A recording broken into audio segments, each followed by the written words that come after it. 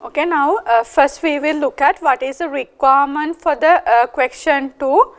First requirement, which is for the 10 marks. Requirement: assess the balance VAT payable for the quarter ended 31st March 2020 per the provisions of the VAT Act. Again the same thing I am doing for the calculation.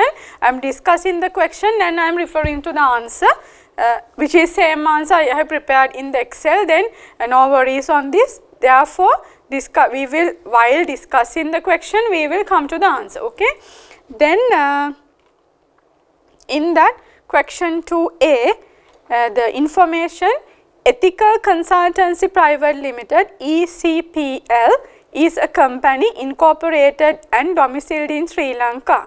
ECPL provides advisory services to clients in Sri Lanka as well as clients overseas. See, advisory service, their principal business activity is providing advisory services to clients in Sri Lanka as well as clients in overseas. That means local services as well as overseas services are there. Then maybe you have the zero rated supplies, maybe exempted supply. The first para is given a clue to you whether this is what are the turnover or value of supply you have. Then the following information was extracted from the draft financial statements of the company prepared for the quarter ended 31st March 2020. Then your quarter is 31st March 2020, which is starting from 1st January 2020 to 31st March 2020. What is the value added tax rate? It has gazetted, it is 8%. Okay. Then the revenue: fees from local clients to whom tax invoices are issued, value exclusive of VAT. That means without VAT 147,200 at the rate of 8%. I am coming to directly the answer. This is Ethical Consultancy Private Limited, which is TIN, value added tax computation for the taxable period ended 31st March 2020. Then the description and fees from local clients, this is what exclusive of VAT 147,200 into 8% and the output VAT amount done.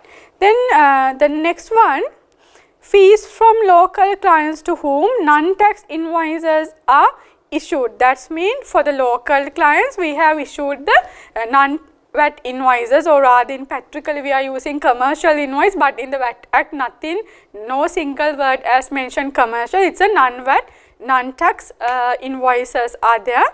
Then therefore it is a 32,600. To take the value of supply, we need to take 32,600 divided by 108 into 100. For that basis apply 8%. Okay. Then in that from fees from local clients inclusive of VAT, it is 30,000, it's coming 36,600 divided by 108 into 100 at 8%, it's the 2,415 done. Then next one: fees from foreign clients for the provision of services that were utilized overseas, invoice value.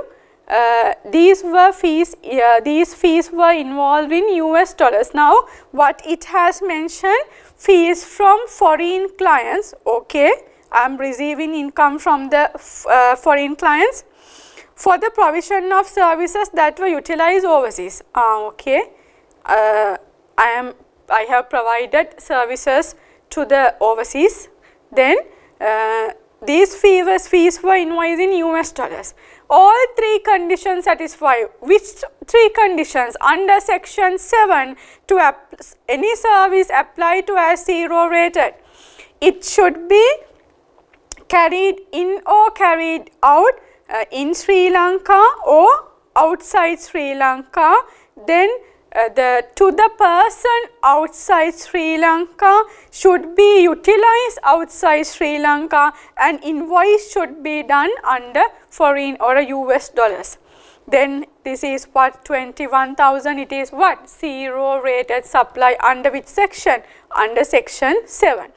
Fees from foreign clients involved in USD and service utilized outside Sri Lanka, no doubts, 21,000 at 0%, no output VAT. Done. The next one, fees from a foreign client for the provision of feasibility report writing services that were utilized overseas, invoice value. These fees were invoiced in Sri Lankan rupees. Before this, I need to go for this additional information.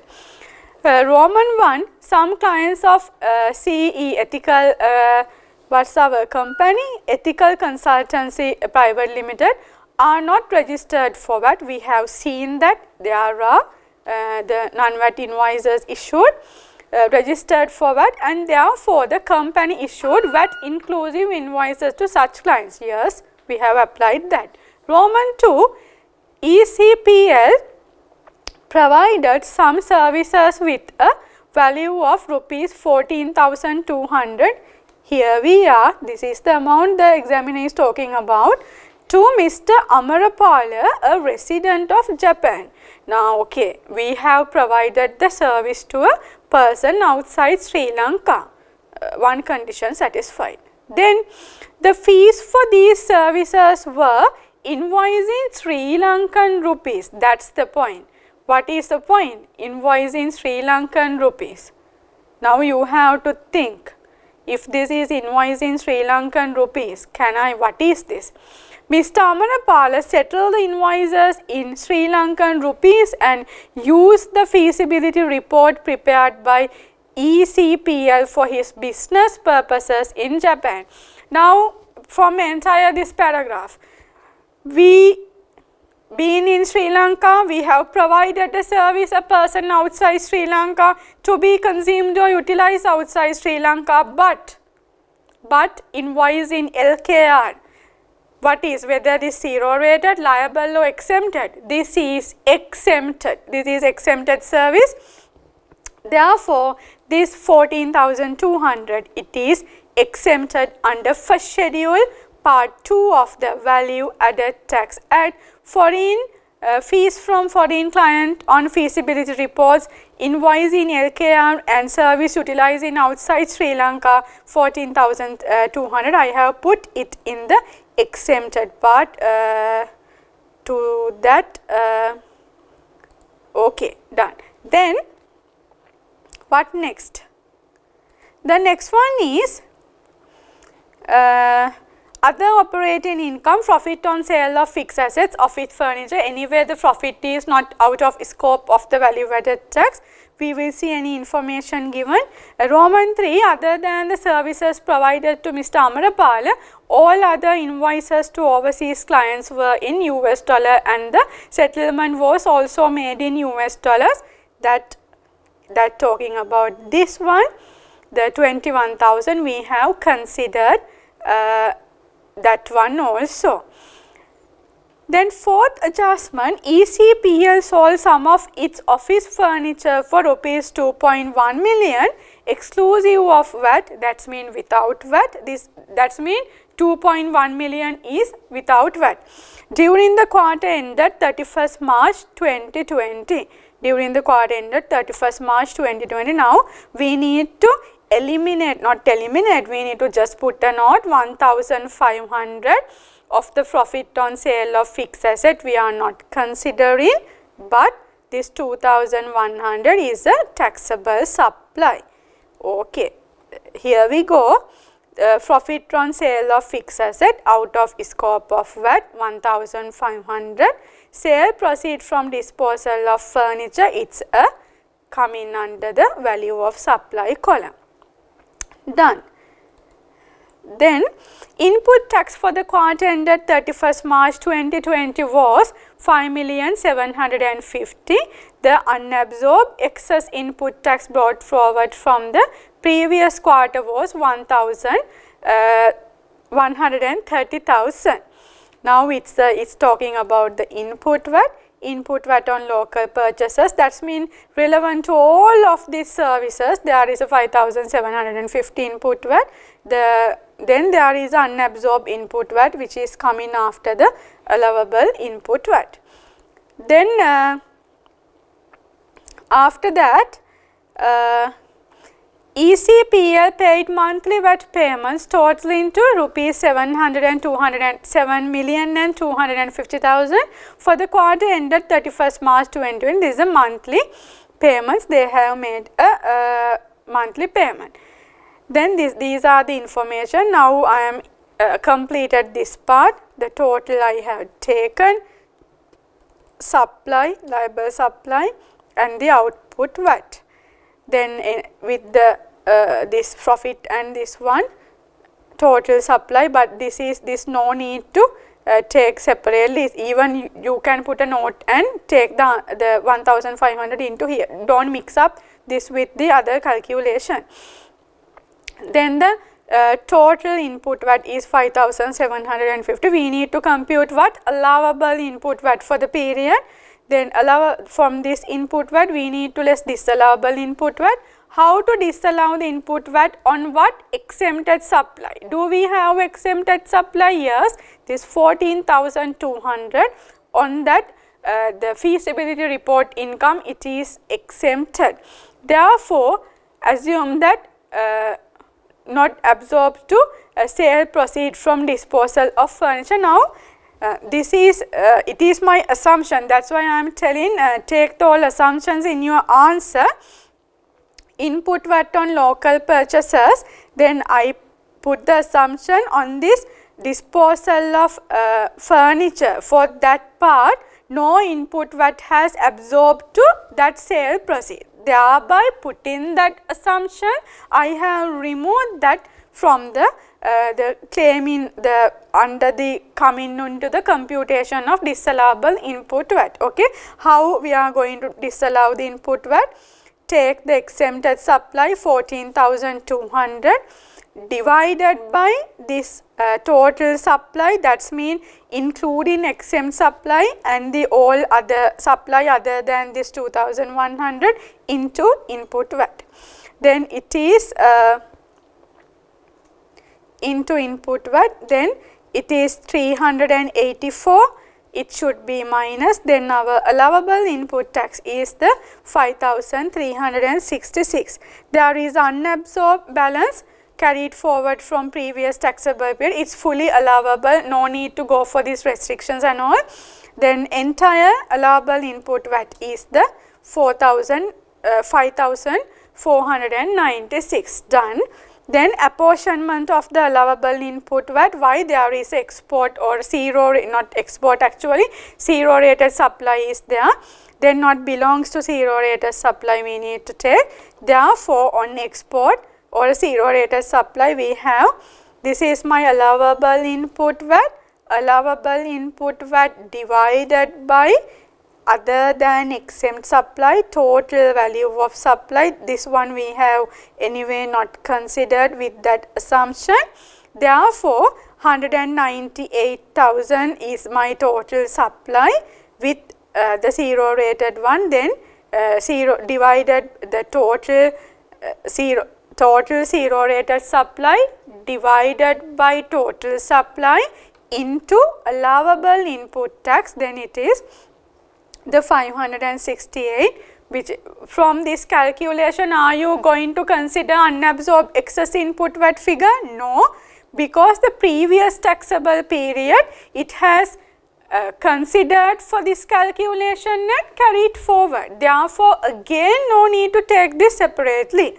Then after that, not belongings to above, which is the minus the total one minus zero rated input VAT applicable to zero rated, then we are take the answer and output VAT minus input VAT, which is my VAT payable 8,863, then monthly VAT payment 7,250, VAT payable for the taxable period how much? 1,613.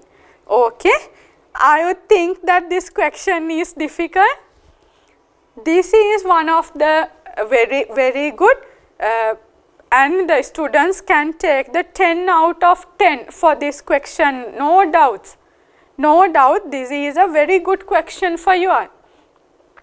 Okay, then please practice this question, go for the answer and refer the answer and relook at these. Okay, now 10 marks we have completed.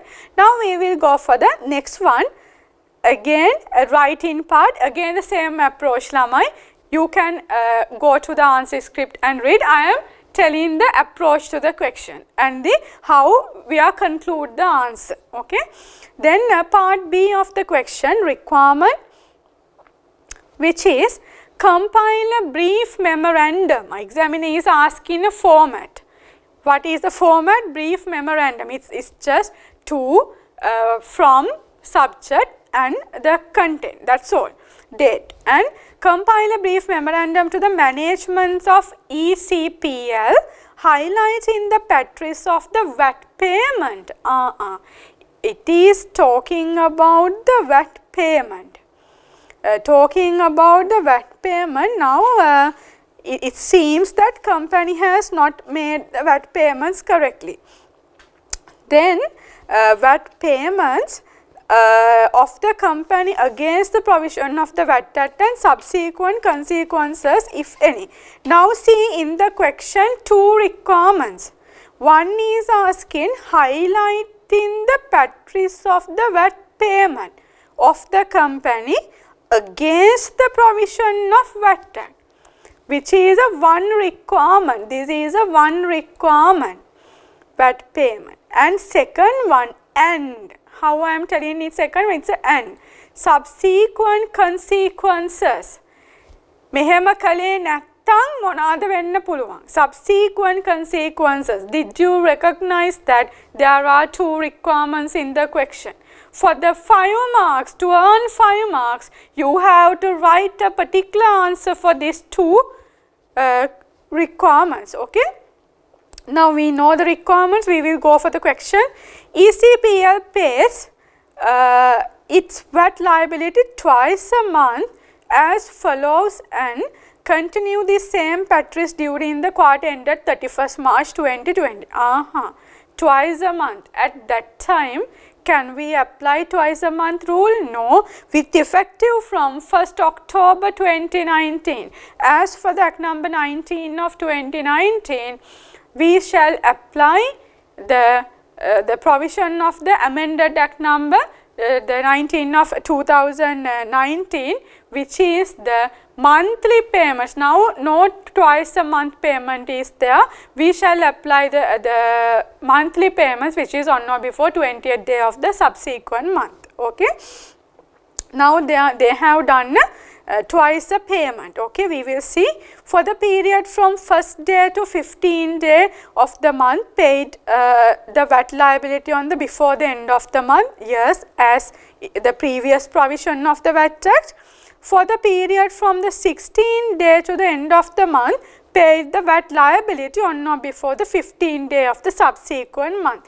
Entirely given in that the payment of VAT, which is a section 26, that particular provision they have done, but before the amendment of this 19 of 2019, they have done this practice. Now we will see how this is impact to the company. Okay, we will analyze the question.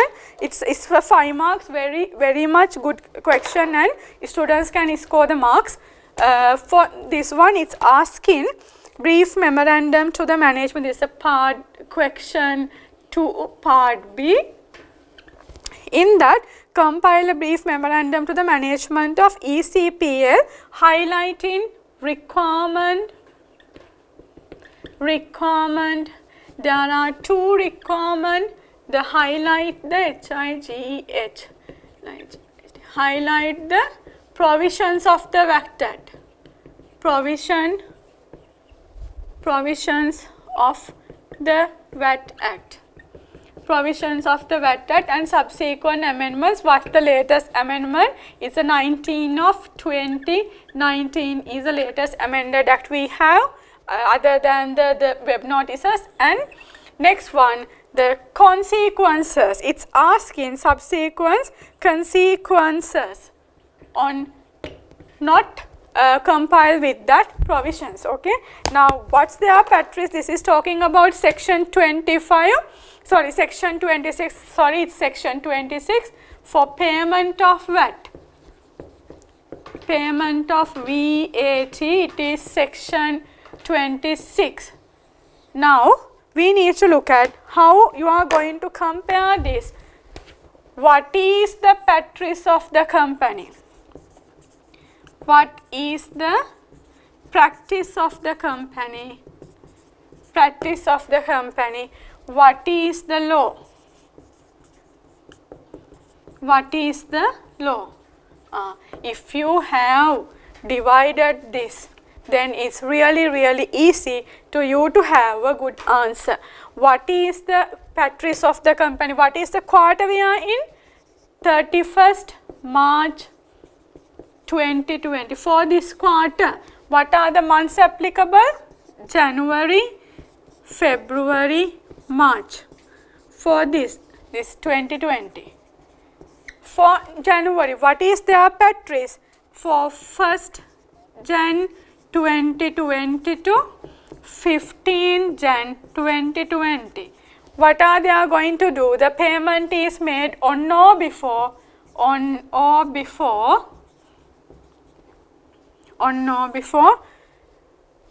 31st January 2020. Am I correct? Yes. And for second part of that period, they are doing the payment for 16th Jan 2020 to 31st Jan 2020 on or before, what is the date? 15th February 2020. I think I am, yeah, correct. Then what is the requirement of the law? Law is telling for January month, Jan 2020, make the payment on or before 20th February 2020. 20th February 2020. Okay. Then next, for February 1, 1st February 2020 to 15th February 2020, need to make the payment, or shall they have done the payment on or before, I guess it's the 28th February 2020, which is the first part of the payment for the first 2 weeks, and for the next part of the payment for the next 2 weeks, it's a 16th, sorry, this should be 16th February 2020 to 28th February 2020. They will make the payment on or before 15th March 2020. Done. What is the law for February? This is Jan, this is February. What is the law? On or before, again this is on or before, as per what? As per 19 of 2019 with effective from 1st October 2019. Then 20th, this is for February, 20th March 2020. 20th March 2020. Then March 1. When it comes to March 1, again it's 1st March 2020 to 15th March 2020. Need to make the payment. They have make the payment on or before 31st March 2020. Done. Then next one, for 16th March 2020 to 31st March 2020, it's make the payment on or before 15th April 2020. That is their Patrice. What is the law? it's in the March, you shall make the payment on or before 20th April 2020. This is the law. Now, when comparing this one, now for the payment, what is the practice, what is the law? We have done highlighting the provisions of the VAT Act. Kalada nadda? Kala. Consequences. Examine asking consequences. If a payment, now we are in the section 26, which is the payment of VAT. In that, if the payment has not made on or before the date stipulated in the Value Added Tax Act, what is the consequence? Consequence is penalty. Penalty is the consequence. This company, this the ECPL, what's the consequence? Check whether. Check very clearly what is the due date of the payment, 20th February 2020. In which date they are making the last payment, 15th February. See this. Are they paid on or before the due date or not? Paid on or before the due date. March 1. Due date is 20th March. They have paid 15th March. Anyway, this one is earlier they have paid. And then for 20th April is a due date. See, they have made the payment before the 20th April. Do they have the penalty requirement or a penalty or a penal provision? No. Then for this consequence, you have to tell, since they have made the payment on or before the due dates, then no penalty provisions. Clear? This is the very good answer for your 5 marks question. If you have covered all of these part, then the entire 5 marks is to your hand. Okay? Then see, third part of the question, please read the question. I will explain it after that. Read the question and read the requirement.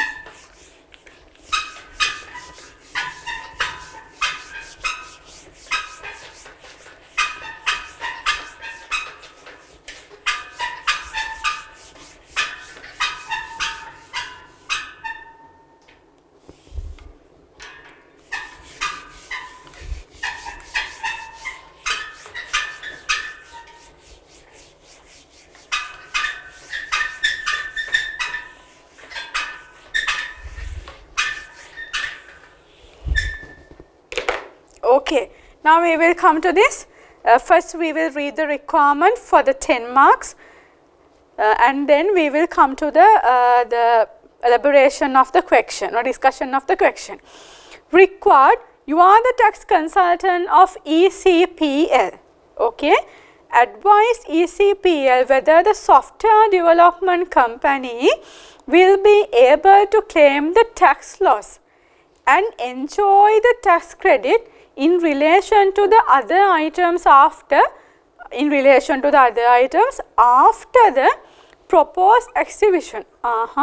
They are talking about a proposed exhibition. Asking the question is after the proposed exhibition. Your answer should be supported by the provisions of Inland Revenue Act. Now, one thing, the upper part of the question VAT, the latter part of the question is income tax. Then don't go and apply provisions of the VAT law for this, because in the examination you are in a very pressurized mindset. Therefore, read the question very carefully. The third one is not even no single part from the value added tax. Okay, then this is from the Inland Revenue Act. It is talking about the proposed exhibition of the IT company, asking after what are the consequences. Okay, we will read the facts.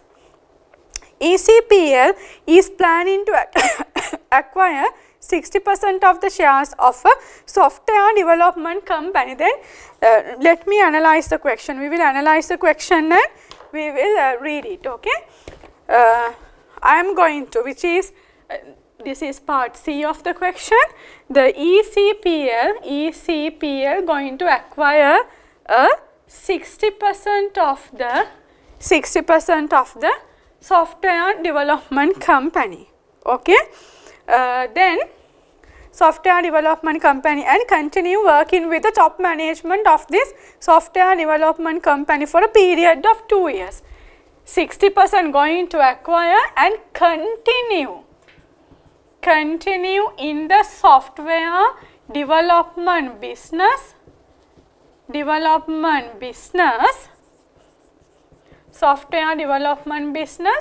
with same management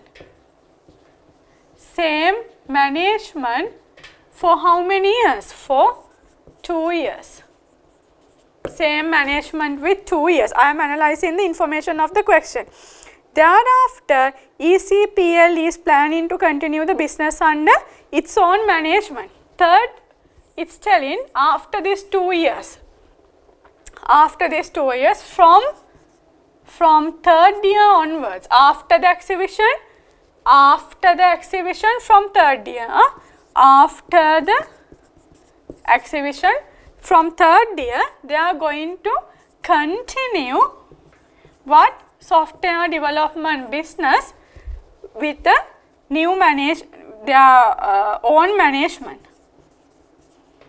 But the business is the same business. Okay, done. The software development company has the following carried forward balances in its income tax return for the year of assessment 1920. Now 1920 return has filed. In that return, these balances are there. Tax loss of rupees 10,500,430, economic service charge 2.1, notional tax balance rupees 102,000, then tax refund of 375,000. Now see what again analyze the requirement. Advise ECPL whether the software development company will able to claim. Under this situation, can they claim? That's mean us.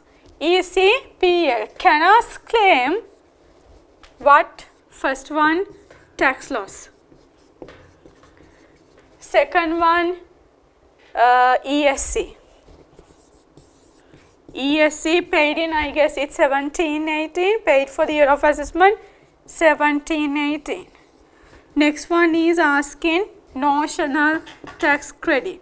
The fourth one is asking tax refund, income tax refund. These are the 4 things examiner is asking for the 10 marks. Okay. Then how you are going to write the answer? You need to apply for this, which is section 64, change in control. Section 64. In that section, I am not telling that ESC, notional tax credit, tax refund, you have to apply the entire law and you have to write the answer, and for the ESC law you have to apply, but for tax loss, for this you have to apply section 24. Do you know about the section 24? Actually, I need to discuss a little bit about the section 24 with you all. Section 24 with you all, we will come to that. The change in control.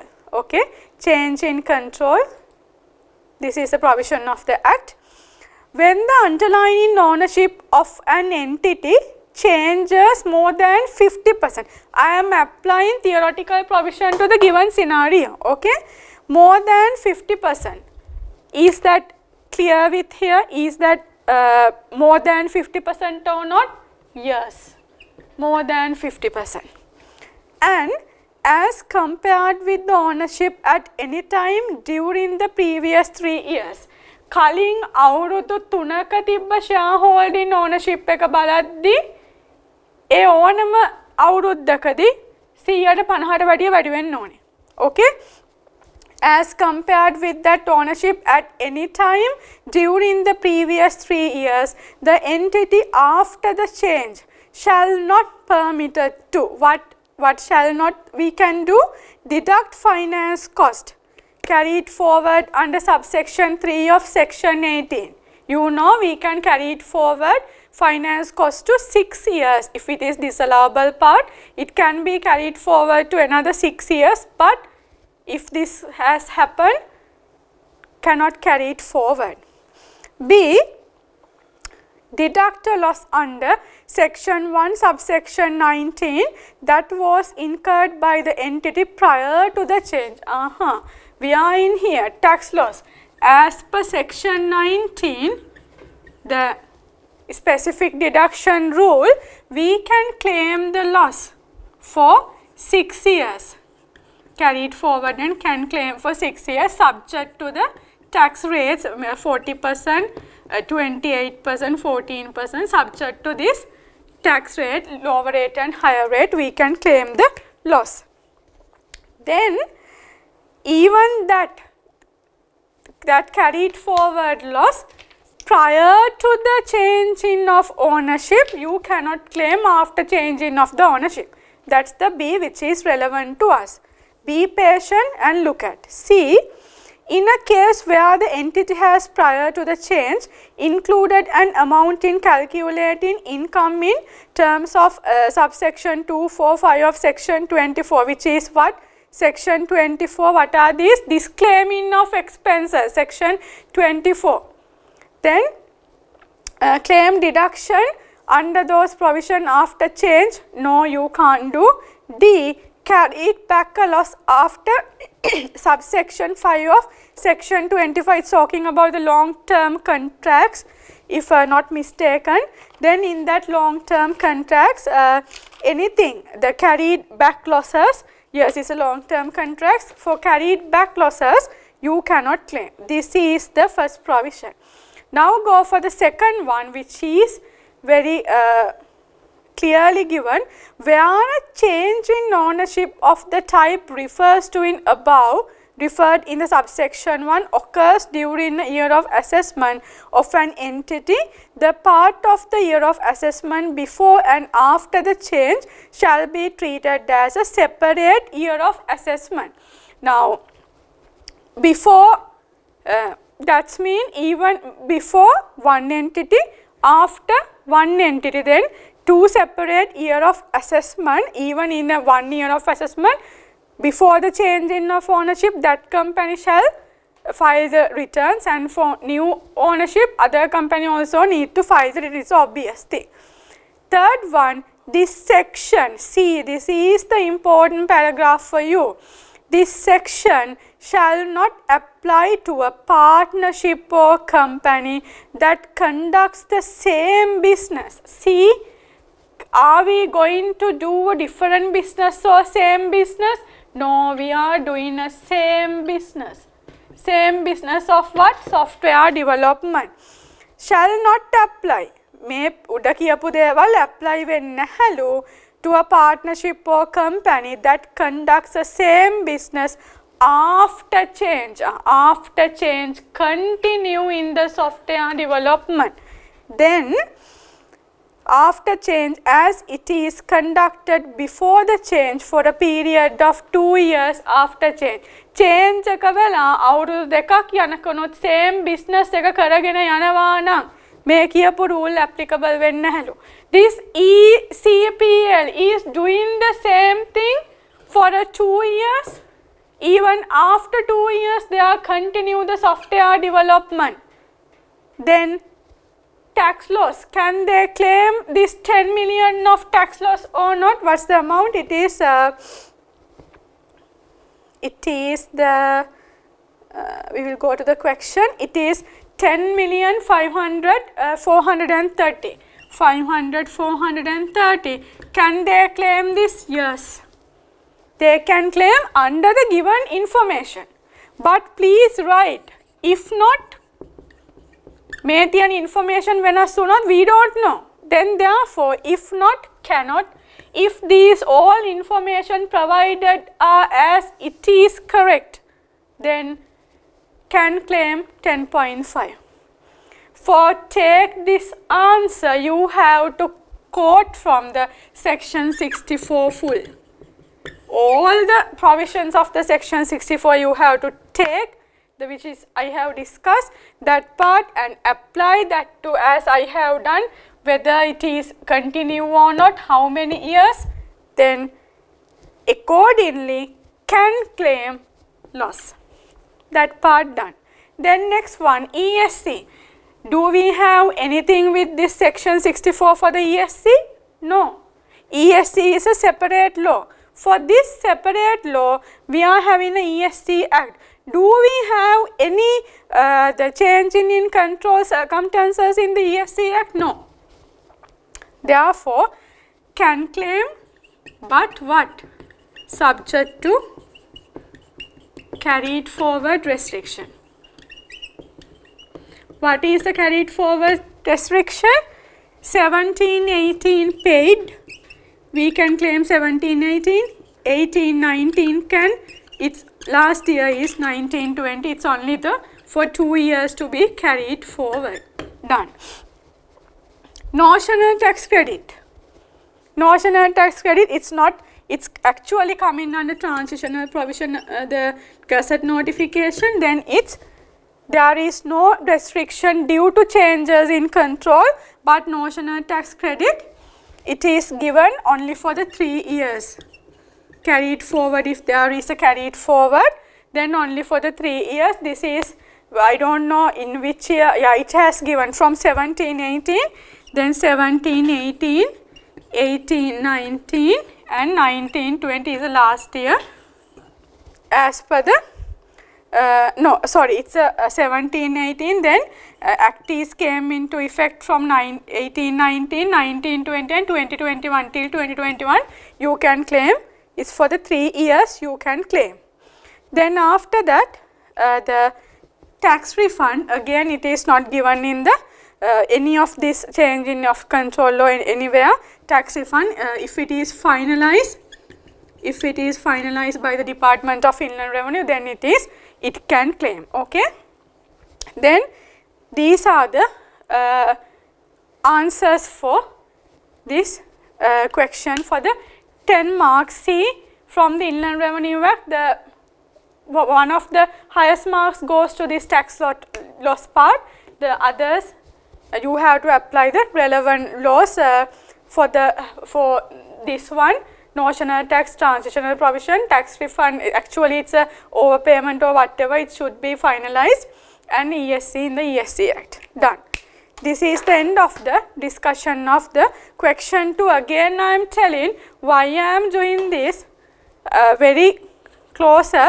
You all again sit for the examination. Please do this analysis part in your paper when writing the answer. If so, you can earn the correct marks. Don't just read the question and don't just write the answer. Understand the correct requirement by the examiner and write the answer, then you will get in full marks on the particular question. Okay. Now we will go for your interesting question, which is section 1, question 1, non-resident taxation question. Non-resident taxation question. We will discuss that part. Then first read the requirements given, then we will discuss the question. Okay, now we need to analyze the question. My main focus is not to discuss the entire answer, but I need to discuss the question very carefully, because in this question students have lot of issues. Then I need to clear that issues here. Then we will discuss it. First thing, for the 3 marks they are asking, discuss whether HHR is required to pay income tax in Sri Lanka. Now HHR is required to pay income tax in Sri Lanka. Support your answer. See it in provisions of the Inland Revenue Act number 24 of 2017. Please note that Sri Lanka does not have a double tax agreement with Bermuda. Okay. Okay, if there is no double taxation agreement, you should go with the Inland Revenue Act. If there is a double taxation agreement, you should, the Inland Revenue, the DTAA supersedes the Inland Revenue Act, therefore you should apply the DTAA. Where it's given, I am not telling, it's in the section 75 subsection 2. Okay. Then there we will come to it's a Roman 1, A Roman 2, compute the income tax payable by HHR in Sri Lanka for the year of assessment 1920, including the remittent tax. When it comes to remittent tax, again I need to highlight highlight the calculation of remittent tax also. You should include note explaining any specific adjustment. See, now examiner is asking what? You should include note explaining any specific adjustment. You should tell why I have allowed this, why I have not allowed this, or why I have taken this for the 5 marks. Okay, the first thing is to discuss whether to pay income tax or not. Second one, to calculate income tax. B, Roman 1, discuss whether the 2 senior officials of HHR who were in Sri Lanka are required to pay income tax. Individual taxation, actually the calculation or computation of individual taxation is the first time, according to my history experience, this is the first time it has tested in a non-resident taxation question, the computation part of it. Then I need to tell one thing to y'all, under 2020 curriculum, the calculation of individual taxation has not included, but in the tax planning and business decision making it has included for the decision making criteria. But in the paper they can test why the entire part in your below level, the which is business level, it has included the BL7 paper, I think I am correct. BL7 paper, the syllabus, even under the student who are done under the previous curriculum and come in, they don't have any question. This is in the before 2020 curriculum, this is a huge area. Even employment income, all the computation of individual taxation is there, 100%. Then they have their updated knowledge, and for the other students who are coming from the latest one to new one, 100% is in the lower level. Then my advice, please have that brought forward knowledge. Without past, you cannot come to the present and know future. Therefore, please have the knowledge, the brought forward knowledge is essential. Then for the 3 marks to discuss whether 2 senior officials of HHR who were in Sri Lanka are required to pay income tax in Sri Lanka for the year of assessment 1920. Referring to the residential status, and any relief can be invoked in terms of the double tax agreement, Sri Lanka and the Seychelles. The agreement is given as the annexure in the paper to you all. Then first in that, for the 3 marks, you need to tell whether they have to pay income tax in Sri Lanka or not. Then the second one, compute the balance, compute the tax payable by each officials in Sri Lanka for the year of assessment 1920. You should include note explaining any specific adjustment. Now see Lamai, for this part B, 3 marks to discuss whether 2 senior officials are they liable to pay income tax in Sri Lanka. Then second one is asking compute. Now see, B Roman 2 is supporting to you to have a good answer for B Roman 1. Therefore, if you read the questions very carefully, then it is the B Roman 2 provides answer to B Roman 1. Okay. Then the C evaluation option, I will come to this later, and then discuss two transfer pricing concerns which should be noted by H Lanka based on the facts given in the scenario for the 3 marks. Okay. Now we will read the question. My first focus is to read the question. While reading the question, I am analyzing the question in the whiteboard. Therefore, please read the question with me. Okay. We will come to that. Harriott Hotels and Resort PLC, which is HHR. Okay.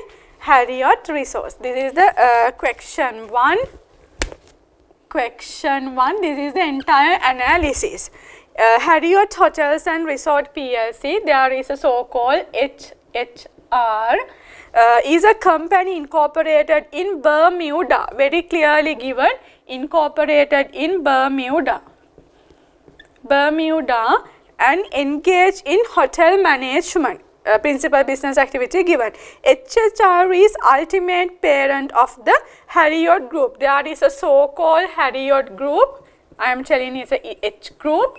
In this H group, HHR is the parent. Is the parent of the Harriott Group. In 2016, Harriott Lanka Private Limited was incorporated in Sri Lanka.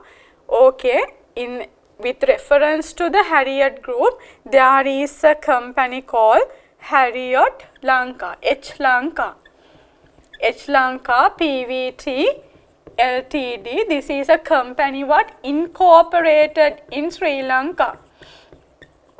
Resident company in Sri Lanka. Now HHR no harm, this is a non-resident company. Done. Then the investment in H Lanka was made by Harriott Seashell. Now I am coming na HHR, then we are having H Seashell and H Lanka. The 3 companies now we have. Then entire investment was made by the Harriott Seashells Holding Limited. The company incorporated and listed in Seashell. Now, they are non-resident and this company non-resident, Sri Lankan one, this is a resident. Okay. This is the current status. That is, I am still in the first paragraph, you can read with me. Then a company incorporated and listed in Seashell, which is 100% owned subsidiary of HHR. Now you can see why transfer pricing is coming. HHR own 100% of HSA. Then accordingly it was decided that HHR will be engaged solely in hotel management, while HSA will be the holding entity that makes the equity investment. H Lanka entire shares goes to HSA because they are doing the entire investment. H Lanka leased a plot of land. H Lanka, to do the business, leased a land and for 99-year finance lease, 99-year lease they have taken, agreed, and the construction, the hotel was completed in 2017. Now this Sri Lankan company is in the operation, done.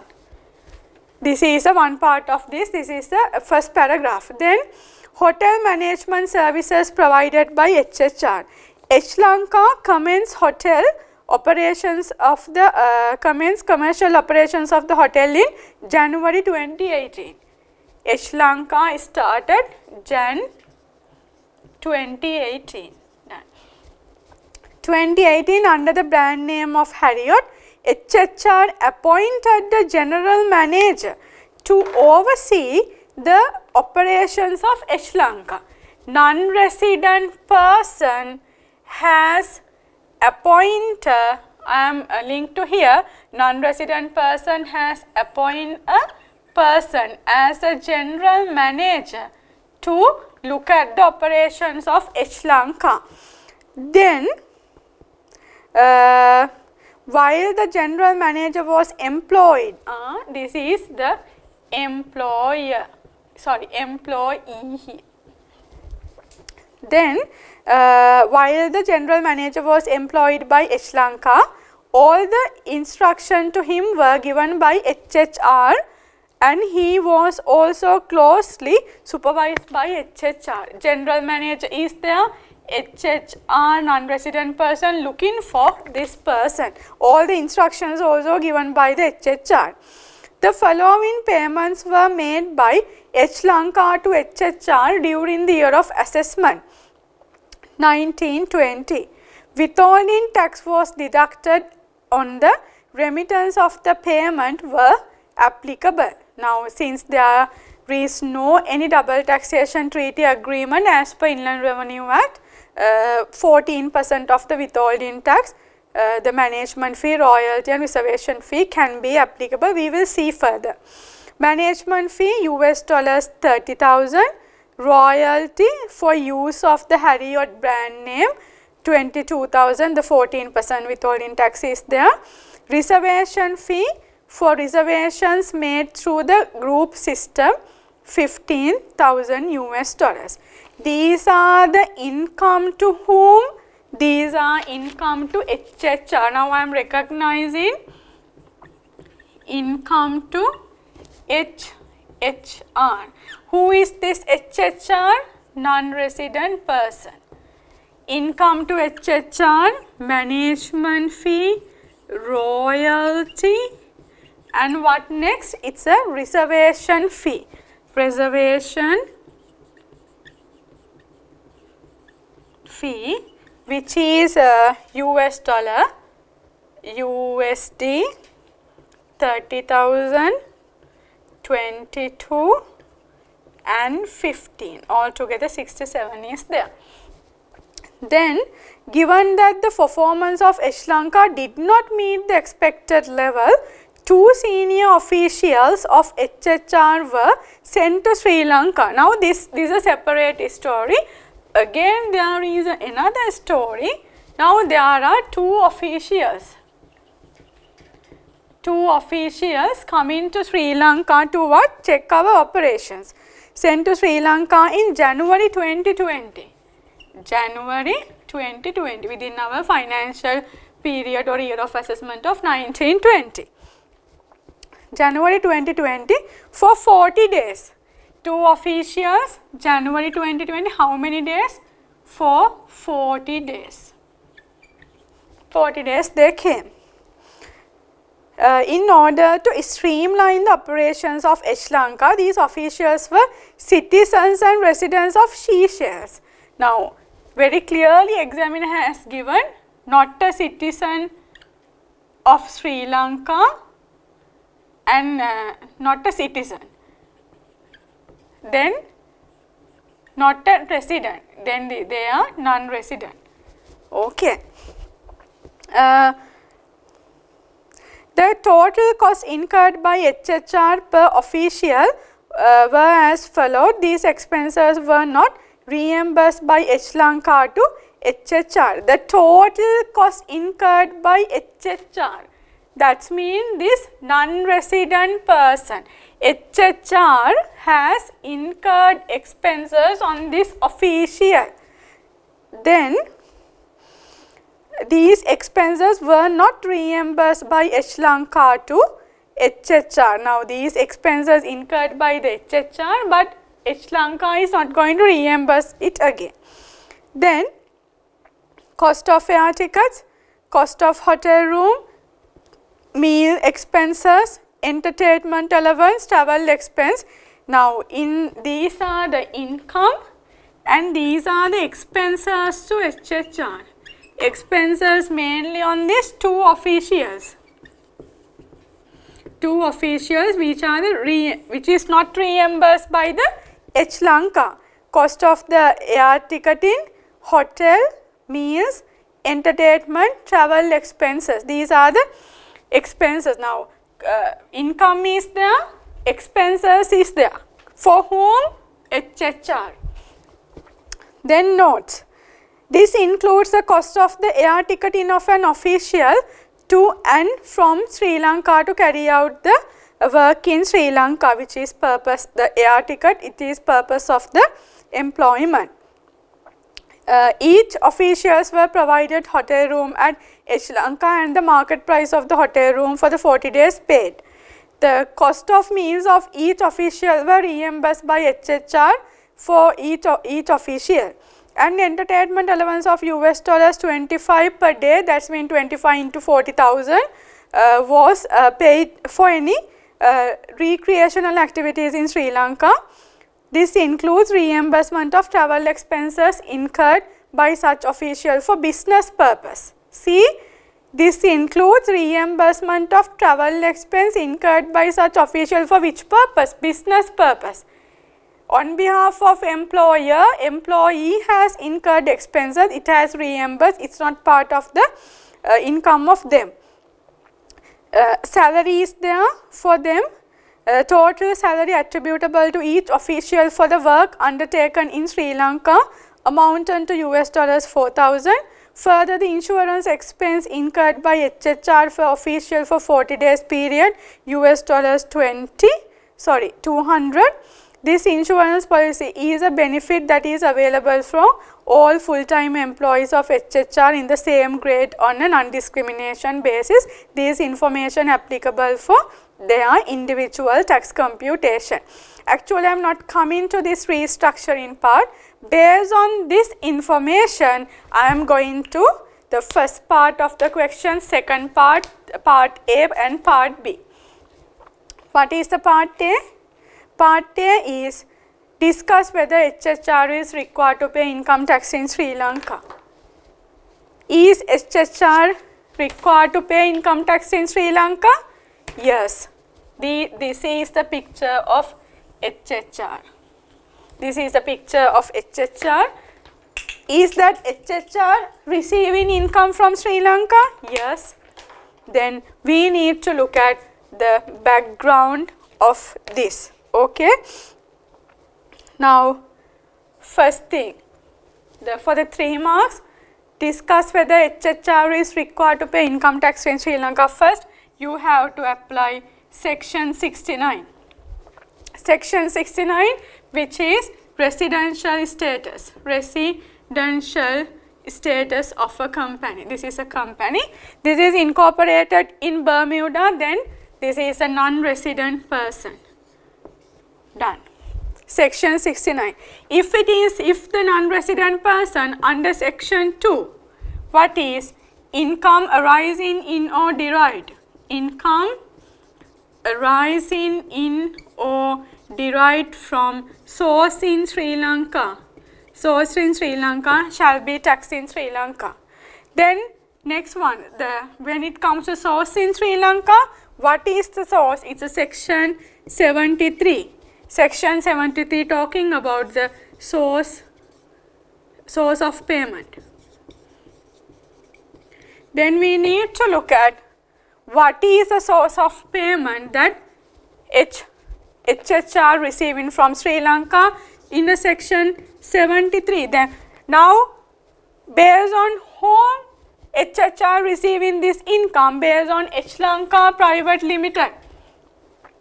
Sri Lanka Private Limited, then this income HHR is receiving. Then section 73 we need to look at. And again there is a general manager who has doing its contribution to the HHR. Section 73, in section 73 1M.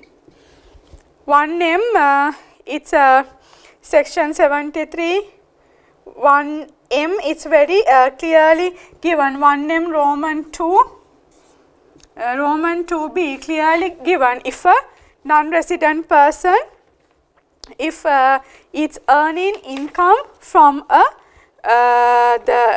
in relation to non-resident person to the extent attributable to Sri Lankan permanent establishment, then such same or similar kind of that conducted by the non-resident person through a Sri Lankan permanent establishment has a source in Sri Lanka. This section 73(1)(m), it's very clearly given as per section 73(1)(m), the particular Roman 2 and Roman 2b, payment received in respect of activity conducted on a forbearance from the conducting activity in Sri Lanka in relation to a non-resident person to the extent it is attributable to permanent establishment. It's attributable to the permanent establishment. Now again you need to look at whether there is a permanent establishment. Then permanent establishment, how to look at section 195. Section 195 is discussing of the SLPE definition. SLPE definition, in that SLPE definition, it's if we have gone for that, in the SLPE definition, it's provided that if the company is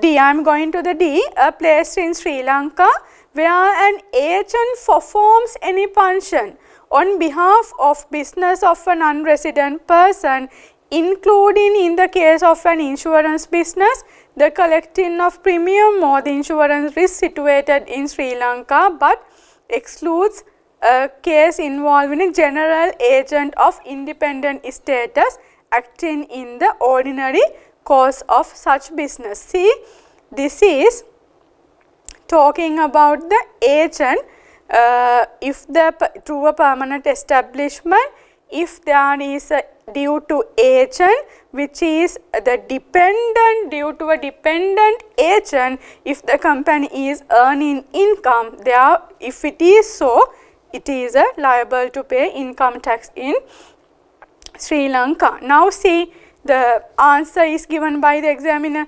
The definition above includes the provision of services for a period of 183 days or more in any 12 months period.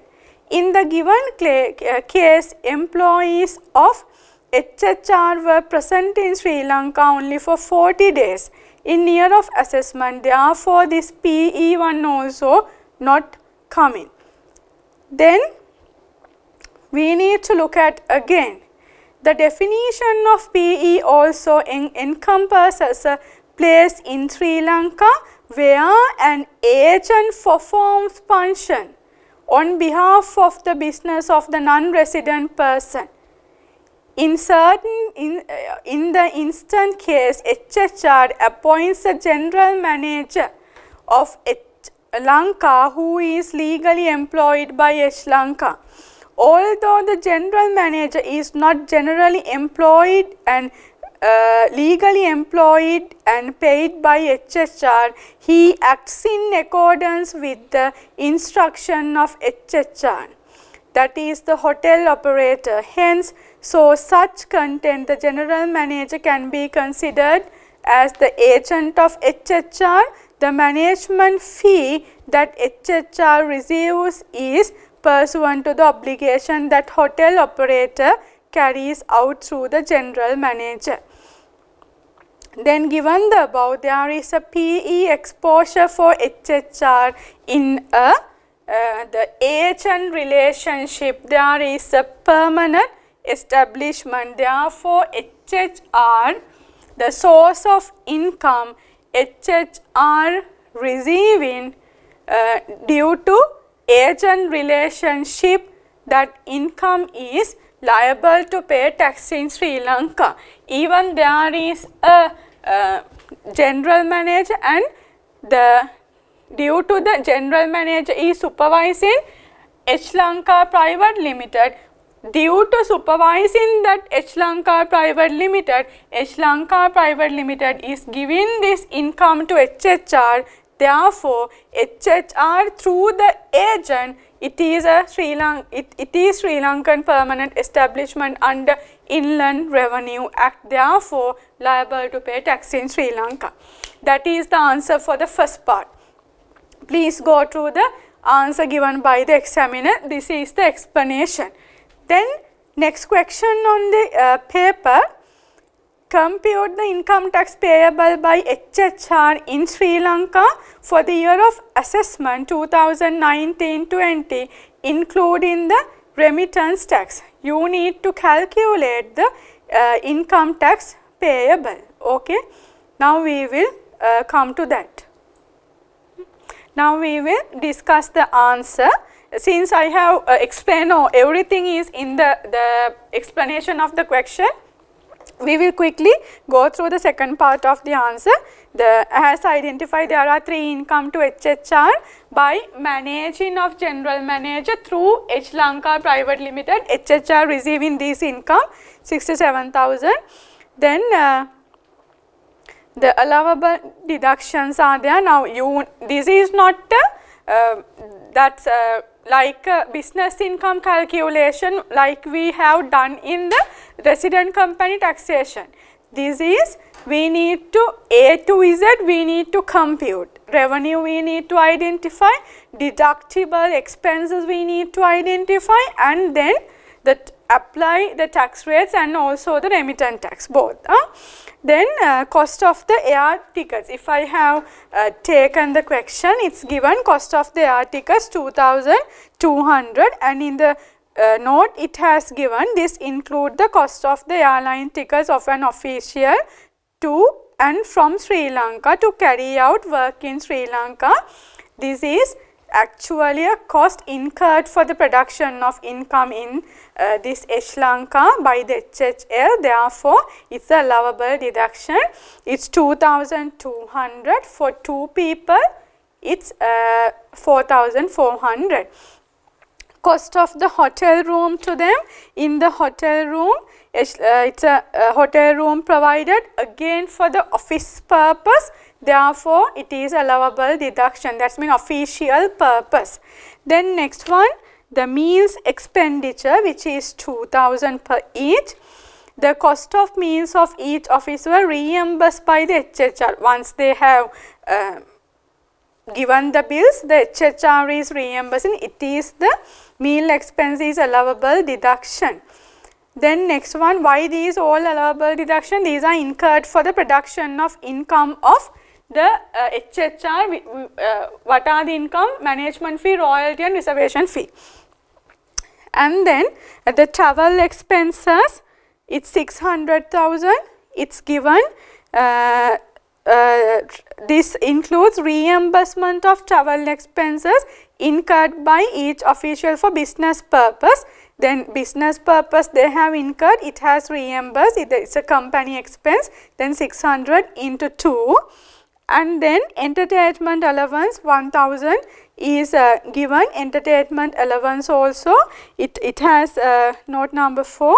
An entertainment allowance of USD 25 per day was paid for the recreational activities in Sri Lanka. That also connected to the hotel industry, the hotel business.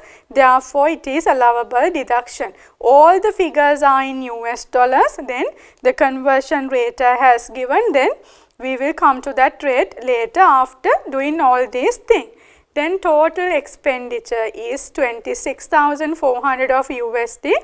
Then you need to compute the assessable income from business, and since there is no qualifying payments and all, assessable income from business and taxable income is the same.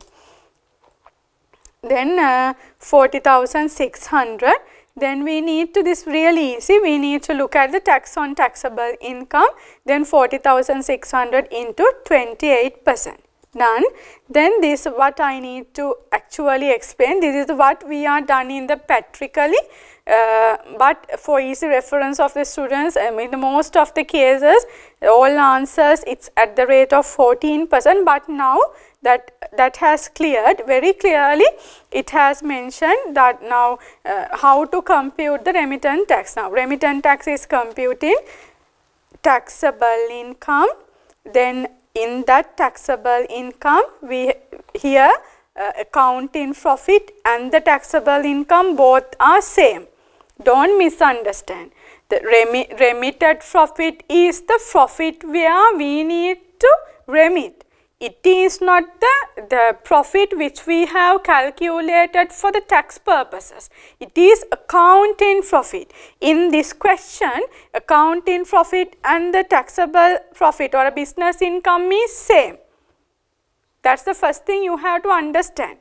Then this remittance tax, accounting profit before tax is I am taking the accounting terminology. Then accounting profit before tax 40,600 minus tax expense, which the tax they have to pay in Sri Lanka, it's 11,368. It is 29,232. Now Lamai, what's this 114 into 14? This 29,232, this is the profit I am going to remit. Profit I am going to remit. For this profit, I need to pay remittance tax. Then remittance tax also included in this profit. Am I clear? This is the profit you have to remit. From this profit, you have to pay 14%. And after deducting 14%, what is the profit you have to remit? Then this 29,232, which is profit after tax, is the with the remittance tax also. Included the remittance tax in this figure, therefore divided by 114 into 14. This is actually practically what we are doing. Okay, then therefore it is the backward calculation of remittance tax. What is the remittance tax? Remittance tax is the 3,590. Total tax liability is the summation of these two, and there is the withholding tax paid on that payments. What are these payments? 67,000 of payments they have done US dollars. In that the 14% royalty as a 14% and reservation fee and the management fee for that the section 85 service fee and section 84 both can be applied. The rate is 14%. Then it is the 67,000 into 14%, 9,380. Balance tax payable in US dollars is this much, converted to 180. It is 1,04,021. This is the calculation. If you know this approach, is this questions are difficult? No, not at all. You can approach the question if you have analyzed A to Z. I have done the same thing. A to Z you have to analyze and identify the link. Okay, done. Then the next part of the question we will go quickly. Part A, Roman 1, Roman 2 we have done. Then discuss whether the two senior employees of HHR, they are liable to pay income tax in Sri Lanka. If liable, please compute the income tax liability. Okay, now we have the information. We have the information and expenses to them is income to them. Okay, now with the she shares. She shares, there is a what? Double taxation agreement. In she shares, there is a double taxation agreement. In that double taxation agreement, there is Article 15 which is provided to you. In that Article 15, very clearly given, in the Article 15, very clearly given how the tax liability of a dependent person, that's meaning on the employment income someone is there, then dependent person how liable to pay tax in Sri Lanka. Now we need to analyze that part very clearly. Okay, now in can I erase this part, then I have enough space to explain this one.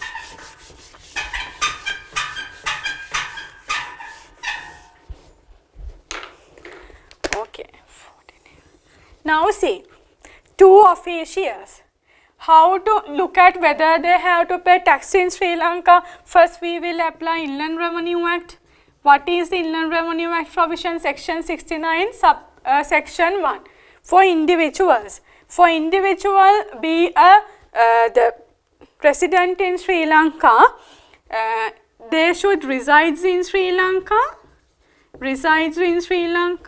and as well as the 183 days rule.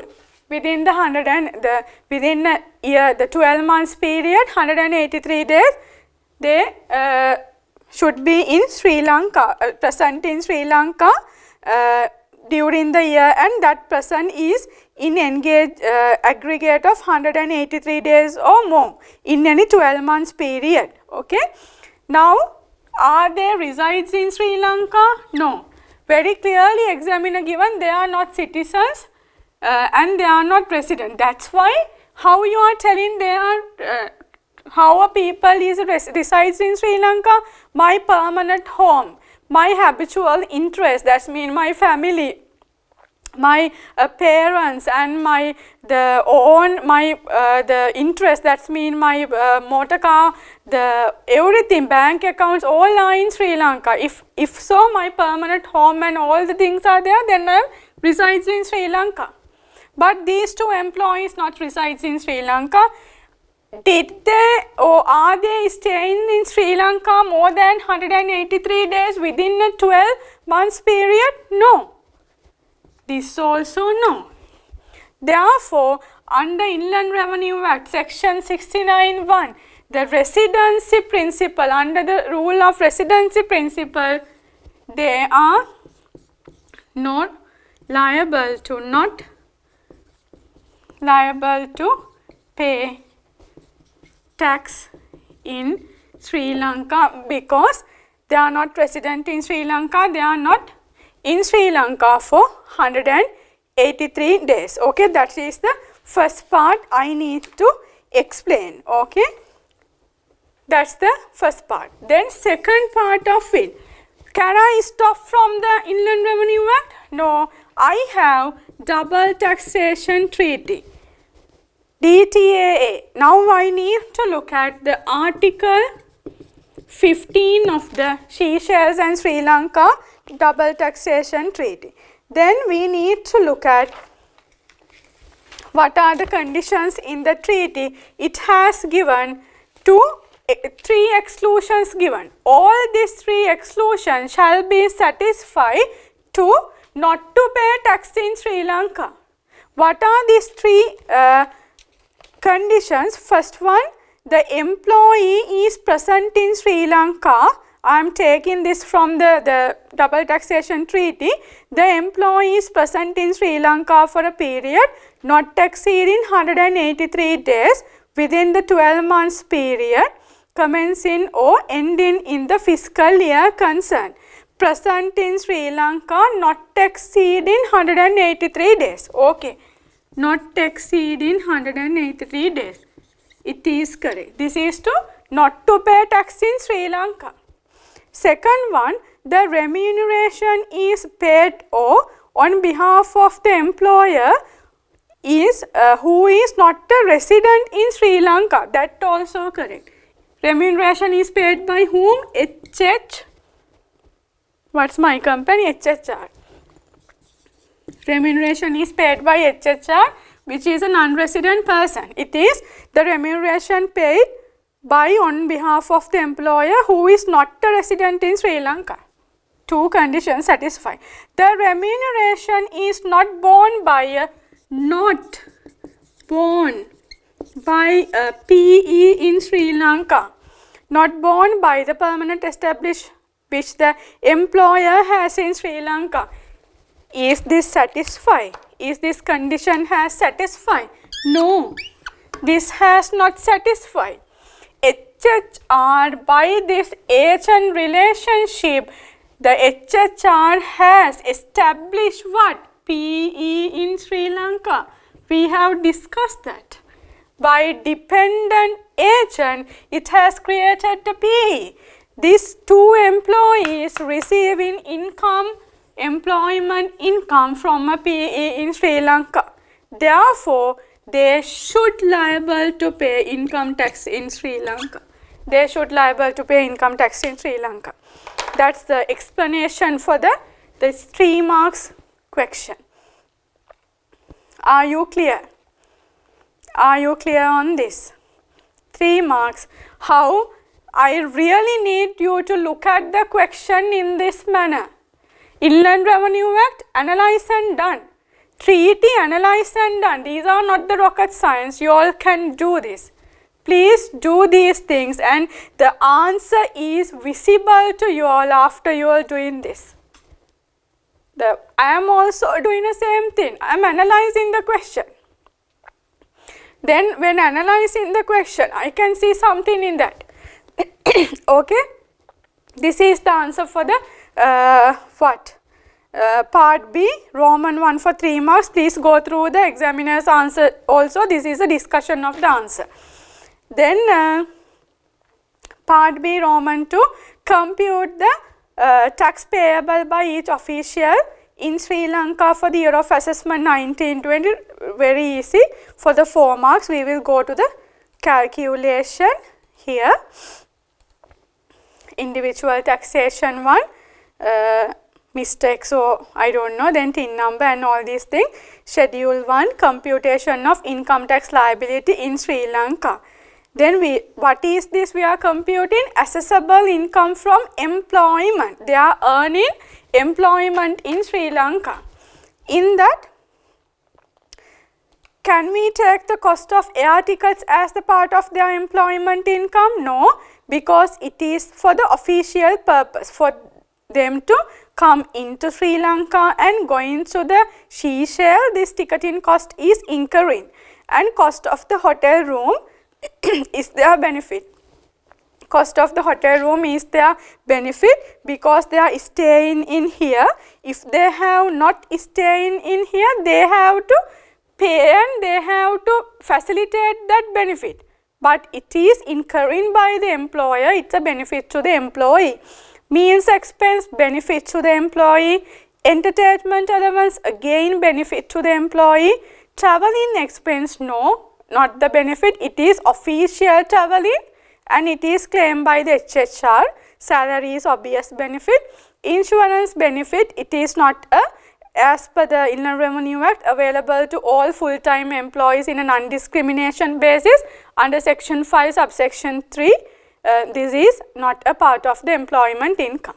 Now, entire employment income, this is. Now, Lamai, since there are 2 employees, are you all going to compute the combined tax liability of both of them and dividing by 2? No, don't do such a, I just mention, I know you all not doing like that, but in case, don't even think like that. For one individual, calculate and it's the same liability to other, okay? Then this is the assessable income from employment. Do we have any deductions, tax-free allowance? No, at that time it's a 500,000.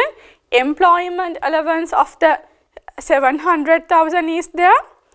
Nothing can applicable to these people because they are non-citizen and non-residents. Therefore, the relief mentioned in the section 52 cannot applicable for these 2 officials. Then taxable income is 10.2. Then it converted to LKR by multiplying by 180. Computation of income tax liability. This is the method we are calculating income tax liability for the individual, the slabs, based on slabs.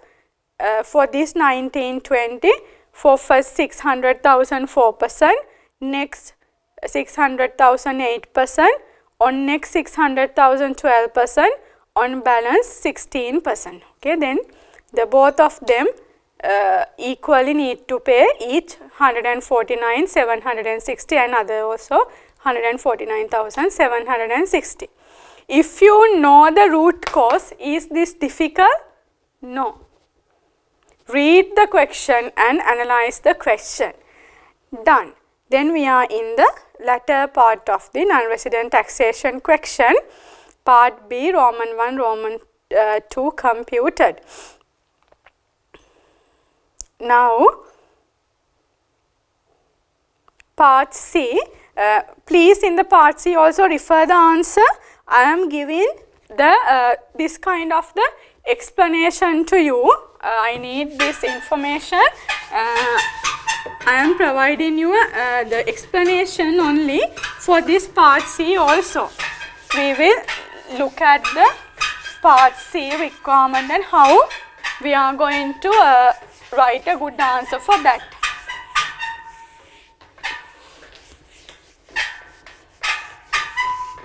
Okay.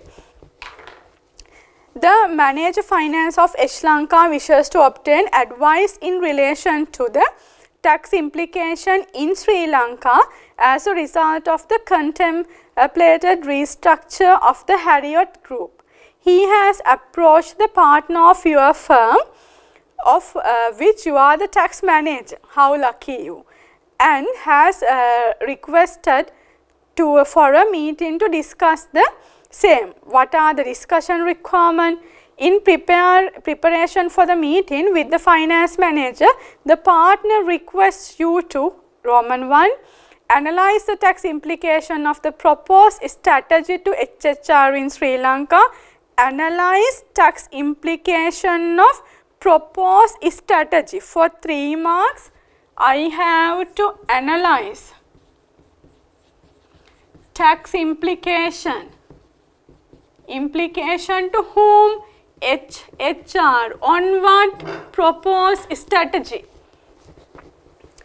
Then assess an alternative strategy to achieve the same objective.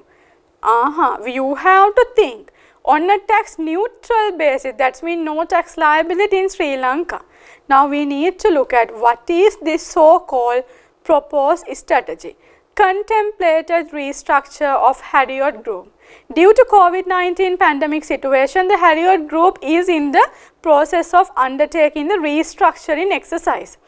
Pursuant to such global structuring exercise, it was proposed to this is a strategy, divest all companies engaged in hotel operations in the Harriott Group in the Asia Pacific region. Accordingly, it was proposed to sell the shares of HC. This is the subject matter. This is the proposed strategy. Okay. Divest the shares. Divest the shares. The holding company which owns shares of companies which engage in hotel companies in the Asia Pacific region. This is the holding company engaged in the hotel business operations in the Asia Pacific region. This company going to divest. The ultimate objective is to divest HC from a Harriott Group by way of sale of shares or otherwise. How to divest? How? Sale of shares. How to divest? By way of sale of shares. Then or otherwise we will see another approach to do this. The current shareholding structure. This is HHR. I think I am correct. HHR, HC, Sri Lanka 100, 100, 100. Done. Only information is that. Now Lamai. Sale of shares. Analyze the tax implication. Then at the examination. Are you stuck? Maybe yes, maybe no. But actually when reading the question first, I was little bit stuck. Because I need to think, what is this, what is this, what is this? I need to think how I have think. Sri Lanka is a resident company. Sri Lanka is a resident company. the shares 100% of investment of this land of this resident company is belongs to whom? HA. The she share company has invested in full to this hotel in Sri Lanka.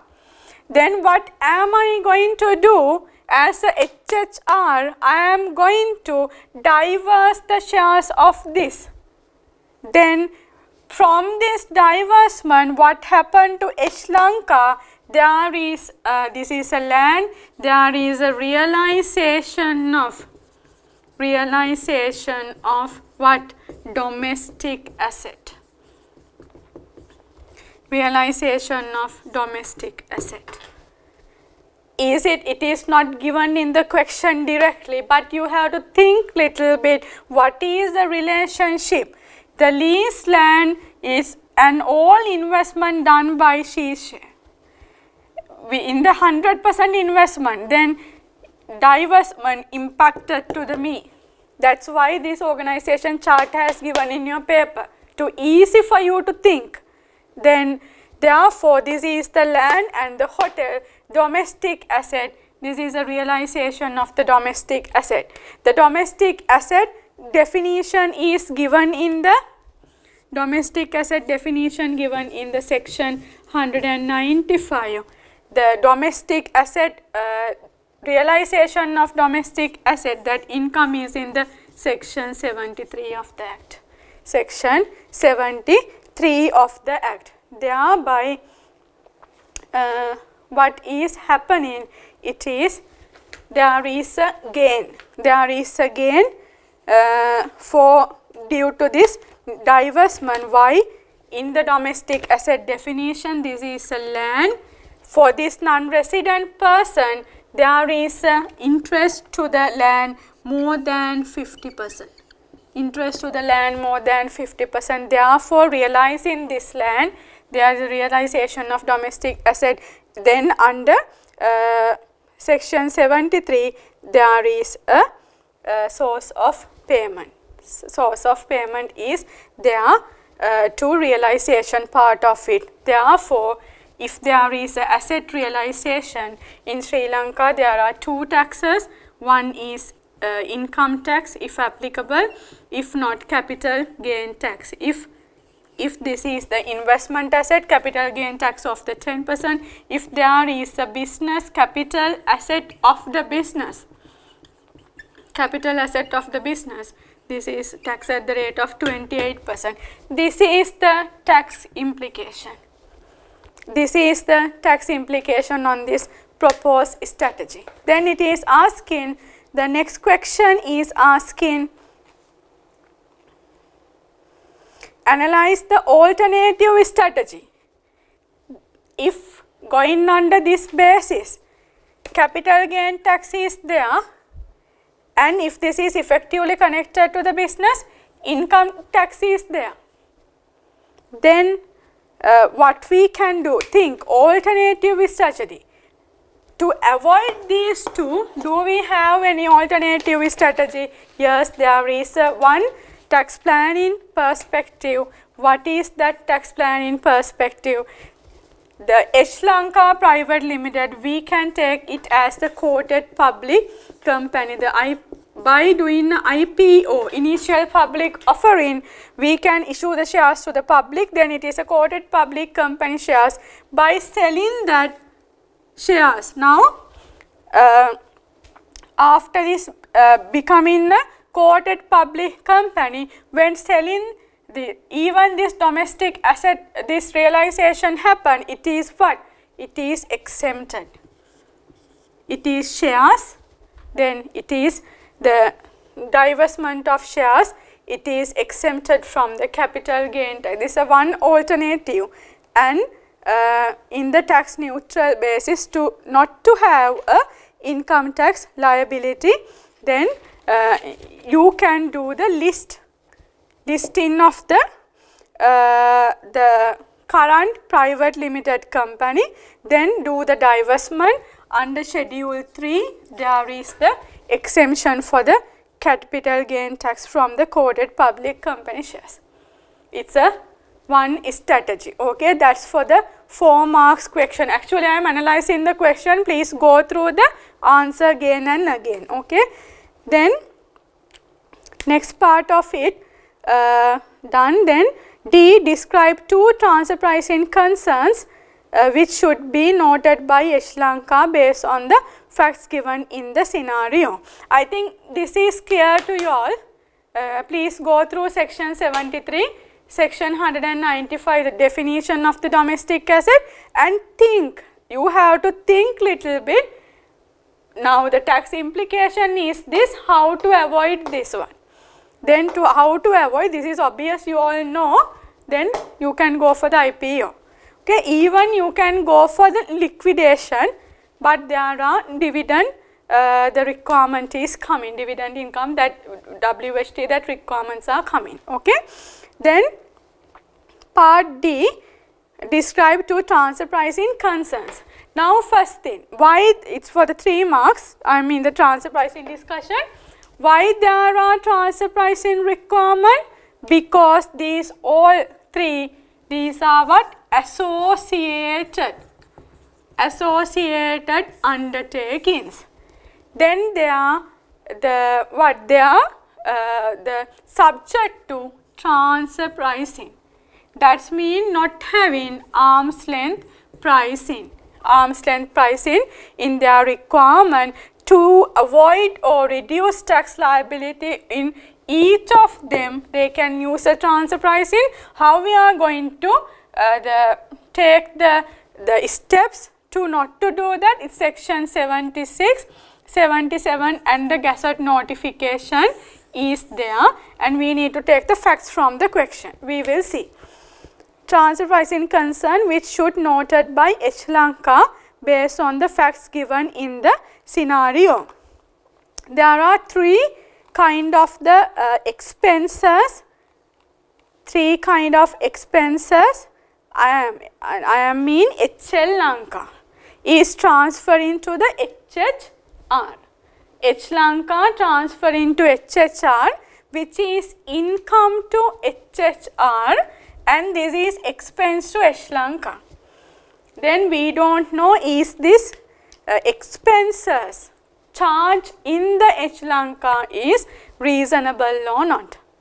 To reduce the profit, they can transfer to the HHR, and we don't know any kind of the arrangement like that. And if the Sri Lanka, since it is hotel, if the Sri Lanka is taxed at the rate of 14%, HHR, since non-resident person, taxed at the rate in Sri Lanka in 28%, then there are 2 different tax rates. Therefore, this income, maybe the expenses are less.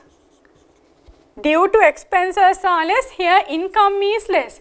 Due to this income is less, tax liability in Sri Lanka less.